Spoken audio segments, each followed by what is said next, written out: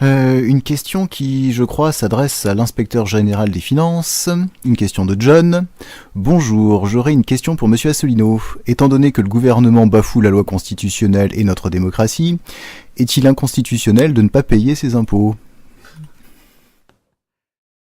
Oui, non, ça c'est... Non, je vous déconseille de ne pas payer vos impôts. Voilà. D'abord, je suis quand même, effectivement, même si je suis en disponibilité, je suis encore dans le corps de l'inspection générale des finances.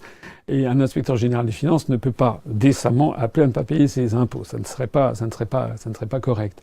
Et puis surtout, ça serait donner un très mauvais conseil, parce que quelqu'un qui ne paye pas ses impôts, eh ben, malheureusement, il est rattrapé, malheureusement ou heureusement, il est rattrapé par le fisc, qui peut faire des quantités de choses, des poursuites, des avis à tiers détenteurs sur son salaire, des saisies sur patrimoine, etc., etc.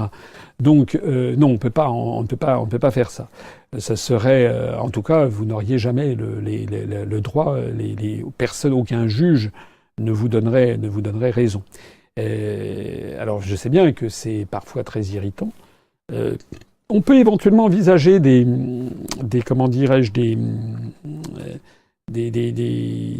mesures de refus fiscal, mais je pense que c'est plutôt sur des choses particulières. Par exemple, c'est vrai que lorsque je pense qu'il y a 332 000 personnes en France, électeurs, qui ont voté pour moi à l'élection présidentielle, c'est-à-dire près de 1% des suffrages, c'est-à-dire quand même la population entière de l'Islande, eh bien, quand je pense que ces 332 000 personnes, qui sont des citoyens, très probablement payent leur redevance audiovisuelle, je me dis qu'il est absolument inimaginable que le service public de l'audiovisuel, France Inter, France Info, ait décidé que nous n'existions pas. Donc là, nous avons attiré l'attention, on va de nouveau attirer l'attention du CSA sur ces questions, et là, il y aurait peut-être, alors pas du boycott, mais il y a certainement des choses à faire.